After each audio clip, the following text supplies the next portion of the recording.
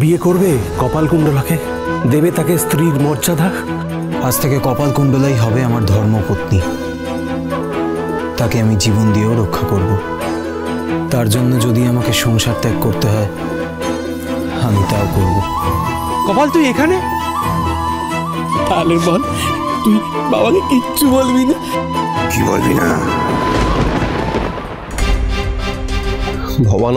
ভবানন্দ বড় ভয়ঙ্কর। ওকে আমি কি করে সামলাবো বুঝতেই পারছি না। এখন মা ভবানী যা ভরসা। চেলা দুটো ও নির্ঘাত কাপালিকে সব বলবে। ওর বিয়ের কথা শুনলে তার মাথা রক্ত উঠবে। তখন সে একটা অনর্থ ঘটাবেই ঘটাবে। না না, ওরা কাপালি ঠাকুরকে কিচ্ছু বলবে না, তোমরা ভয় পেও না গো। ধুর আমাকে খুব ভালোবাসে, সে অদ্ভুতকে কিচ্ছুটি বলতে দেবে না। কিন্তু না বললেও কি ঘটনাটা কাপালিকের কাছে অজানা থাকবে? কাপালিক তো জাদু জানে, মন্ত্র বলে মানুষের মনের কথা জানতে পারে।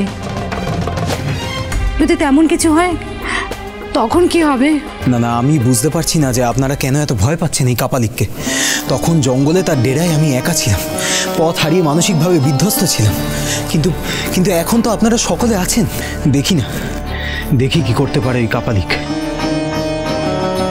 ও কিন্তু ভয় দেখিয়ে আপনাদের সকলকে গুটিয়ে রাখে।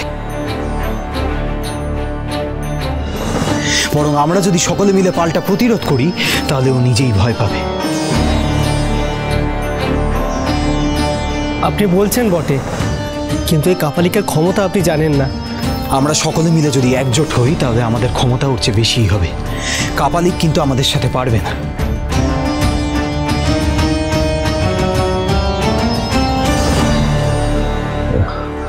আমার মনে হয় যে মোড়ল গিন্নির কথাটাই ঠিক।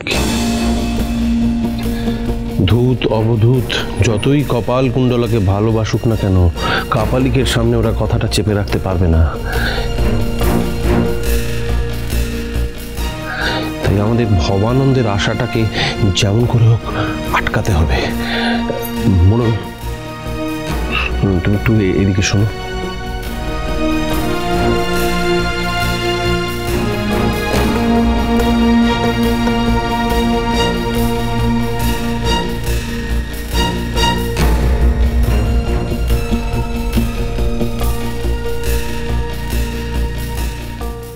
শোনো তোমরা, ভবানন্দকে যে করেই হোক আটকাতে হবে।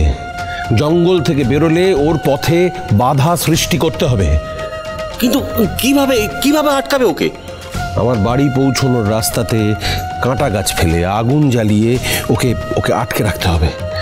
মনে রাখবে, ওর আসতে যত দেরি হবে তত আমাদের মঙ্গল। তার মধ্যে আমরা বিয়েটা সেরে ফেলবো।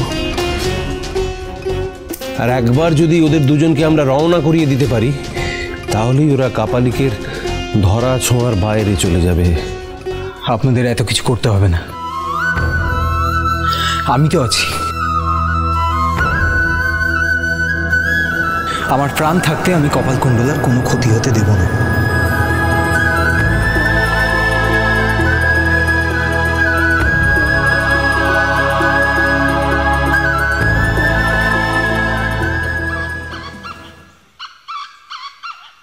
নে ধর, এই শাড়িটা পরেই আমার বিয়ে হয়েছিল। অনেক স্মৃতি জড়িয়ে আছে এই শাড়িটা নিয়ে। আমি চাই আমার মেয়েও এই শাড়িটা পরে বিয়ে করুক। তোমার এমন প্রিয় শাড়িটা আমায় দিয়ে দিলে? মেয়েকে তো তার মা সব থেকে প্রিয় জিনিসটাই উপহার দেয় রে। ওই দেখো, চোখে জল কেন?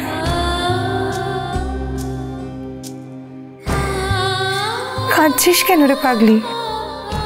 তোমাদের সবাইকে ছেড়ে চলে যেতে হবে না? মেয়েদের তো জন্মই হয় শ্বশুর বাড়ি চলে যাওয়ার জন্য। ওই ঘরটাই তো তখন তার নিজের ঘর। তুই খুব ভাগ্যবতী রে মা। জামাই আমাদের রত্ন, আমি দেখেই বুঝেছি। দেখবি তুই খুব সুখী হবি। কি গো, তোমাদের হলো? এদিকে যে অধিকারী ঠাকুর তাড়া দিচ্ছে বিয়ের লগ্ন পড়ে গেল বলে। হ্যাঁ হ্যাঁ, ওকে এক্ষুনি তৈরি করে দিচ্ছি। আসলে মায়ের মন মেয়েকে ছাড়তে চাইছে না, যতক্ষণ পারে বুকে আগলে রাখে।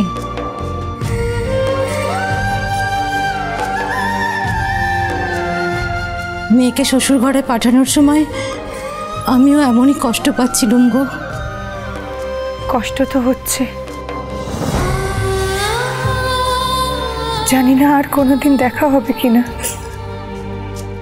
হয়তো এটাই ওর শেষ যাওয়া, হয়তো আর কোনোদিন আসতেই পারবে না।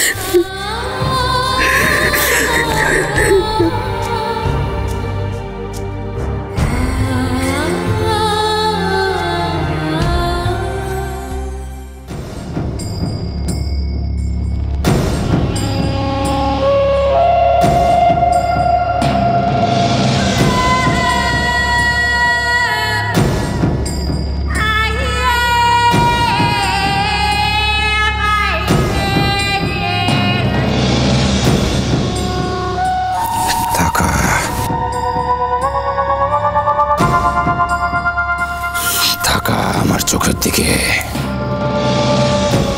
তাকা বলছি। কি হলো? তাকা। কি গোপন করছিস তুই আমার কাছ থেকে? তুই চাই গোপন করিস না কেন, আমি তোকে সম্মান করে ঠিক সব জেনে যাব, সবকিছু। ওই পালানো মেয়ের জন্য এত ভালোবাসা?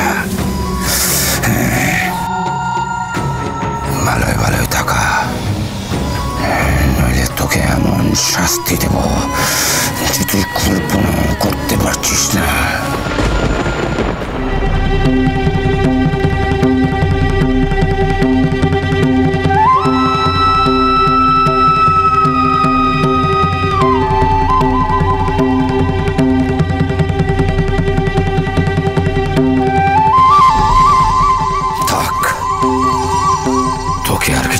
হবে না, তোর ব্যবস্থা আমি পরে করছি। অবধূত, এদিকে আয়।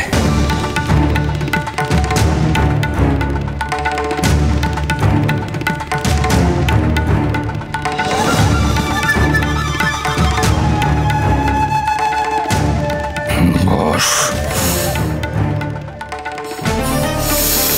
বস বস। আমরা সত্যি কিছু জানি না বাবা, কিচ্ছু গোপন করছি না। কুণ্ডলে মায়ের বলি, আজ ওকে খুঁজে না পেলে তোদের দুটোকেই বলি দেব। জয় মা।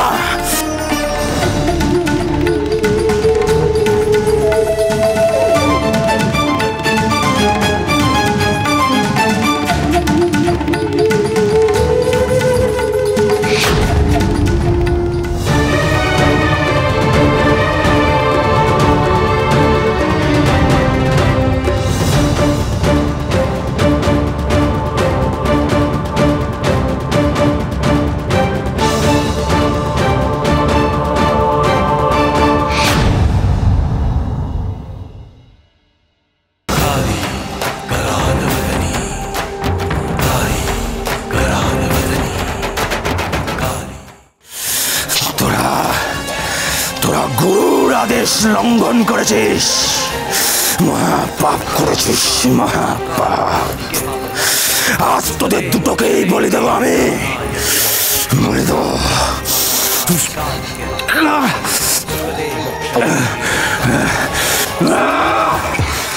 মারে দুষ্ট গরুর চেয়ে শূন্য গোয়াল ভালো। জয় মা। বাবা বাবা বাবা থামো, আমি বলছি গোপাল কোথায় বলছি। বাবা বাবা। काली महाकाली काली के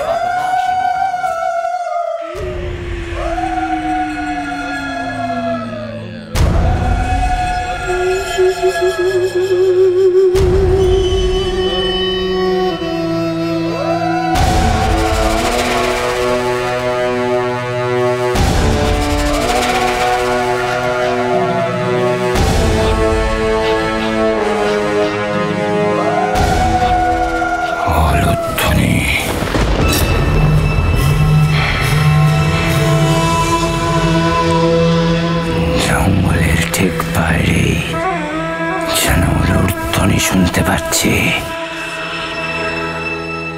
কার বিয়ে হচ্ছে জঙ্গলের বাইরে? জয় মা, জয় মা।